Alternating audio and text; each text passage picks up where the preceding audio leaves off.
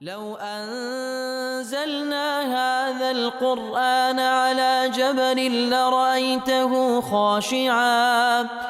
لرأيته خاشعا متصدعا من خشية الله وتلك الأمثال نضربها للناس لعلهم يتفكرون. الحمد لله والصلاة والسلام على رسول الله وعلى آله وصحبه ومن والاه.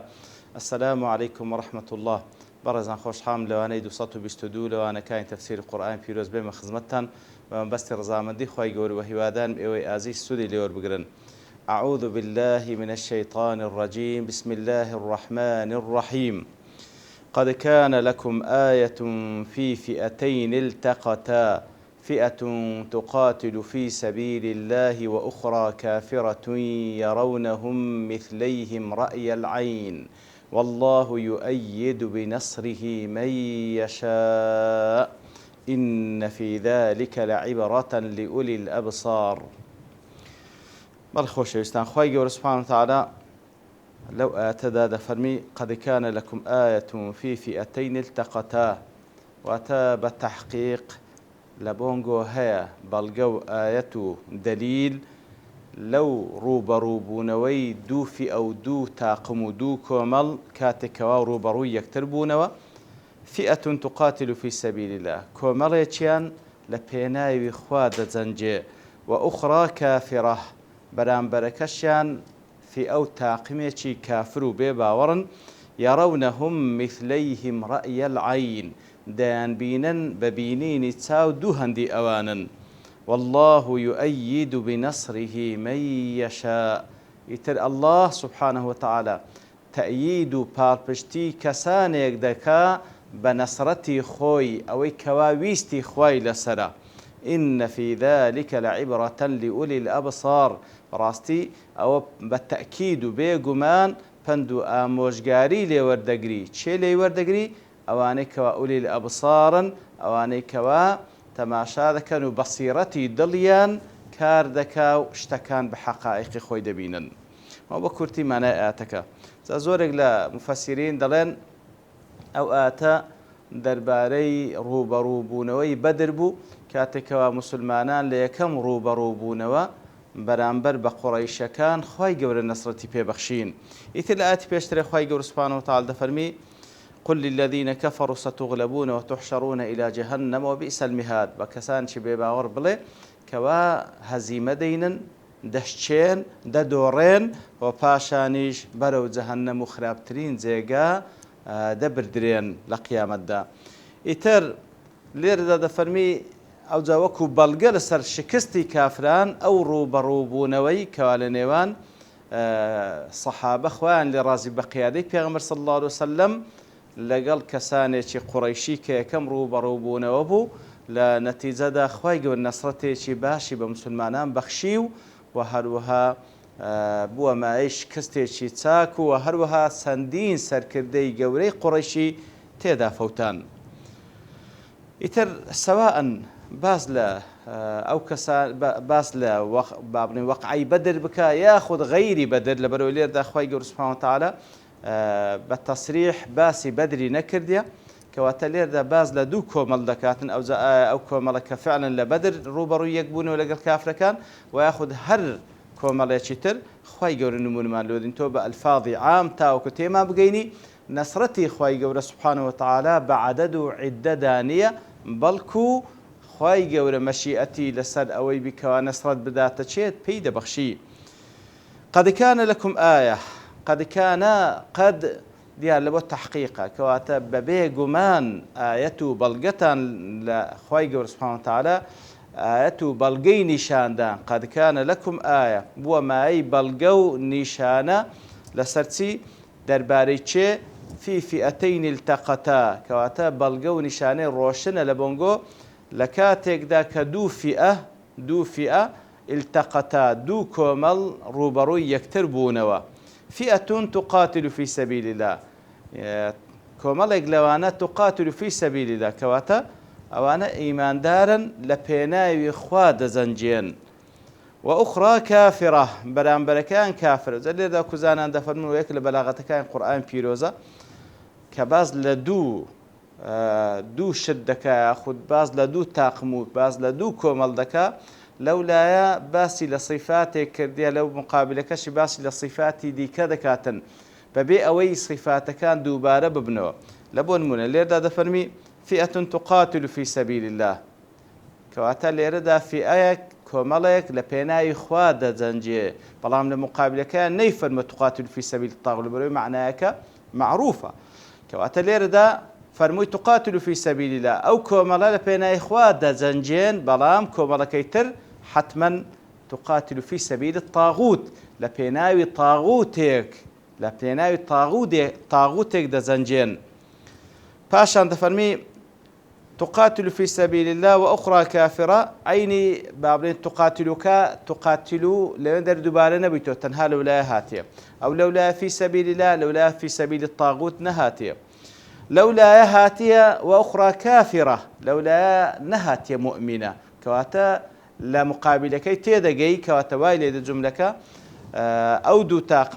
تاقمة شي إيمان دار لبيناوي خواد زنجي لمقابلدا تاقمێکی کافر لە پێناوی تاغوتێکدا دەجەنجێ ئیتر خوای گەورە سوبحانەهو وتەعالا باز دەکاتن کەوا ئەو دوو کۆمەڵە بەرامبەر یەکتر بوونەوە کەواتەوە یەکە لە بەلاغەتەکانی قورئانی پیرۆز بە کەمترین عیبارە تعبیر لە زیاترین مانا دەکا يرونهم مثليهم رأي العين دەیان بینن بە بینینی چاو دوو هەندی ئەوانن جا لێرەدا بەڕاستی لبين مفسرين خلاف هي آية أولا ما بستي تشيا يرونهم مثليهم رأي العين كواتا آية ما بستي كافر كانا كوا مقابل كان دبين دو هندي خويانا لكاتيك دا بالتأكيد وكوتمان كوا زيادة المفسرين لسر أوانا كوا أو إيمان دارانا كوا روبروي كافر كان بنوا لا بدر بالتأكيد جماري مسلمانان لبدر سيصة سيزدو تساردو لو حدودي دابو ژمارەی بێباوەڕان 900 قسوور بوو کەواتە کافرەکان سێ هەندەی ئیمانداران بوون بەڵام يرونهم مثليهم رأي العين هەندێک لە مفسرین دەڵێن کەواتە لەگەڵ ئەوەش کە ئەوان سێ هەندی ئیمانداران بوون بەڵام کافرەکان کە تەمەشای ئیماندارانیان دەکرد دوو هەندی خۆیان دات پێش چاویان خوا سوبحانەهو وتەعالا بەو شێوە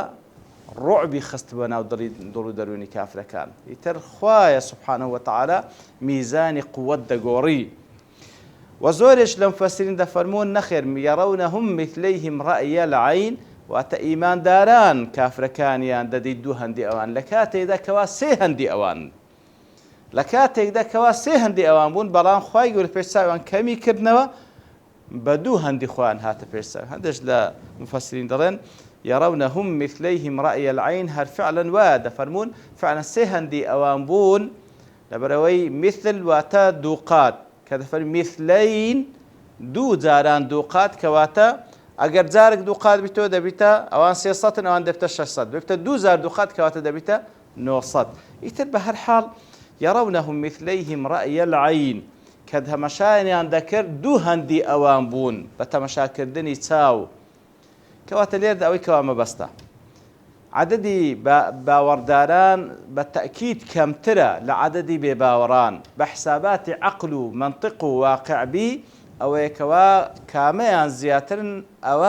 ئەوان زیاتر لە پێشترن متەوەقعترە کەوا زاڵبی بەسەر مقابلەکەی بەڵام بە حساباتی بەشەرنی ئەوەی کەوا بڕیار دەدا ئەڵڵایە سوبحانەهو وتەعالا کەواتە بەخۆی خوای گەورە سوبحانەهو وتەعالا ئەو ژیانەی بە ئەسباب و مسببات خەڵق کردێ بەڵام هەر کاتێک بێوێ خوای گەورە ئەسباب و مسببات دەیگۆڕی کەواتە ئەو خوایەی کەوا داینایە ئەو سەبەبە بچی لە بۆ ئەو مسببەی بەڵام دەبی ئیزنی خوای لەسەربی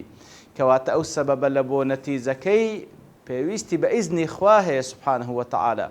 ئاگەر کاتێکەوە خوای گەورە داینایە کەوا دەسووتێنی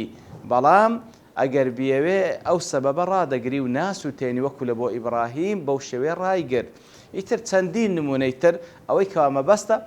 ئەوەی کە بڕیار دەدا لەو وجودە و لەو کەونەیدا ئەڵڵایە سوبحانەهو وتەعالا ژیانی بە ئەسباب مسببات دانا و کاتێکیش کە بیەوێ ئەو نظامەش بمشيئتي خوي خوي سبحانه وتعالى دي غوري إتر ئەوەی کەوا کە دوو تاقم دێنە بەرامبەر یەکتری یەک لەو تاقمانە زاڵ دەبێت بەسەر مقابلەکەی و نەسرەت بەدەستدەینی وەکو قەزیەیەک با بڵێن کە لە عەقیدەماندا هەیە و لە قورئانی پیرۆز تەئکید لەسەر کرایەوە هەر یەک لەو دوو تاقمێکەوە ڕووبەڕووی یەک دەبنەوە پێویستیان بە نەسر هەیە تاوەکو زاڵ بن بەسەر مقابلەکەیان ئەوەی کەوا دەور دەبینی ئەوەیە کەوا خوا سبحانه وتعالى نەسرەت دەبەخشی لەبەرەوەی وەکو دەفەرمی والله يؤيد بنصره من يشاء الله سبحانه وتعالى تأييدي كسانێک دەکا بە نەسرەتی خۆی ئەوەی کە ویستی خوای لەسەرە من يشاء کەواتەوە حەقەتێک کە پێویستە پێش چاومان بێ كاتك الآيات بيشوتر دفرمي قل للذين كفروا استغلبون وتحشرون إلى جهنم وبئس المهاد وأنا كافر كاتك أو آتان توزيه ذكر بحسابات خوي همو أسبابه همو هو كاركاني لبردستا بلام خوي يقول فين بيان بلي ما دام كافرا نتيجة كان أويك وستغلبون إتر نمونش مالو دين توا كاتك دو في أبرامبر يكتر دبنوا خوايا برياري نصر ددا خوايا سبحانه وتعالى أو نصرتك وملشي خويتي يؤتيه من يشاء ديدات كسانك ومشيئتي لسرة طبعا لير دا أوزا أوما نبير النتي إيمان داران خواي قورا نصرتيان بيدا بخشي برام كنجين بيان دا بخشي ولا ينصرن الله من ينصره خوا سبحانه وتعالى نصرت با إيمان داران دا بخشي ياخد بكسانك دا بخشي كوا نصرتي ديني خواي دكن كاتوا قاعدة لقدر أوي كوا مسلمانات سن لبو خواي صلحين وديني خوا بسر ديخن سن خوايان ديق لاكتو لبو خوا أو كاتا خواي قول وعدي خوي لبوان زيبا زيدكا ونصرتيان بيدا بخشي أو كاتا خواي قول نصرتيان بيدا بخشي ولا تهنوا ولا تحزنوا وأنتم الأعلون خفت مخون خوتان بلاواز نيتا بيرساوي هر أنقول وان برسترن بلان بشرتك إن كنتم مؤمنين ئەگەر ئەنگۆ ئیماندار بن کەواتە وعدەکانی خوای گەورە سبحانه وتعالى مەرجی تێدایە ئەگەر ئەو مەرجەی لێ بێتە جێ ئەوجا خوای گەورە سبحانه وتعالى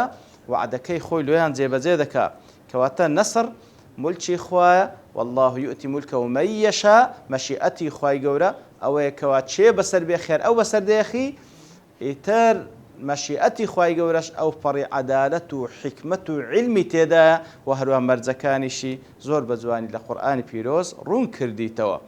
ئەوجا دەفەرمی ئین فی ذلک لعبرة لأولی الأبصار بەڕاستی ئەوەی کە ڕوویدا لە بەدەر ئەوەی کە ڕوویدا لە بەدەر و ئەوەی لەو ئاتانەدا باز دەکرێ بەڕاستی عیبرەتە بەڵام چێ عیبرەتی لێوەردەگری چێ پند و ئامۆژگاری لێوەردەگری ئەوانەی کە ئولی الأبصارن ئەبصار جەمعی بەسیرەیە بەسیرەواتە چاوی دڵ ئەوانەی کەوا چاوی دڵیان دەبینی ئیدراکی شتەکان دەکا بە حەقەتی خۆی ئەوانن پند و ئامۆژگاری لێوەردەگرن عیبرەتی لێوەردەگرن عیبرەت لە عوبوڕەوە هاتیە واتە کاتێکەوە ئاتەکانیان لێو دەخیندرێتەوە و ئاتەکانی خوای گەورە سبحانه وتعالى و هەروەها لە عەردی واقع ئەوەی دەبینن کەوا خوای گەورە سبحانه وتعالى بە شێوەیەک تەداخل دەکا دەبیتە مایەی عیبرەت وەرگرتن لە بۆیە عیبرەت وەرگرتن ئەوەیە کەوا لە عوبوڕەوە هاتووەتە لە حاڵەتێک بەرەو حاڵەتێکە دەڕۆن لە حاڵەتێک بەرەو حاڵەتێکە دەڕۆن لۆیە عیبرەتیان وەرگرت ئەوانەی کە ئولی الأبصارن ئەوانەی کەوا بینایی دڵیان بەهێزە لە دوای ئەوە دەفەرمی زوین للناس حب الشهوات من النساء والبنين ئیتر چەند شتێک باز دەکەم خوای گەورە دەفەرمێ لە بۆ خەڵکی ڕازاندرایتەوە یعنی بە مەبنی مەجهول لە بۆ خەڵکی ڕازاندرایتەوە خۆشویستنی شەهەواتەکان لە ئافرەتان وهروها لە منداڵ والقناطير المقنطرة من الذهب والفضة وهروها چەندین باری لەسەر یەکدانراو لە زێڕ و لە زیو والخەیل المسومة وهروها ئەسپی نیشانەدار والأنعام والحرث وهروها حيوانات چێلگە ئەوانە ڕازاندراینەوە لۆ خەڵکی ذلك متاع الحياة الدنيا ڕاستی ئەوانە نەخۆشیەکانی ژیانی دنیا والله عنده حسن المآب الله سبحانه وتعالى لای ئەوە گەڕانەوەی چاک هەر لای ئەوە جا لێردا ئەو ئاتەوە بە کورتی ئەو مانایەکەی بوو بەڵام